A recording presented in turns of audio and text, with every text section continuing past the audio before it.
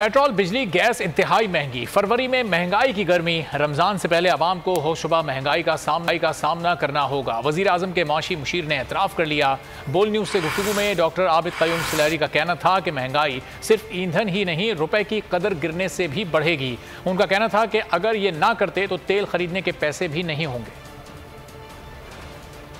चीजें थी जो कि ग्रेजुअली होना थी IMF प्रोग्राम में। पिछले चंद माह में इस पे बिल्कुल कोई काम नहीं हुआ था, तो अब प्रोग्राम को बहाल करने के लिए यकमुश्त से सारी चीजें जो है ये करना पड़ रही है। इसका जब हम देखते हैं कि टोटल इम्पैक्ट क्या होगा, तो हमें ये भी देखना होगा कि अभी जो डेप्रिसिएशन हुई है रुपए की, वो भी इसमें फैक्टर इन करेगी। तो जो महंगाई है वो सिर्फ एनर्जी की कीमतें बढ़ने से नहीं बल्कि रुपए की कदर में कमी से भी आएगी।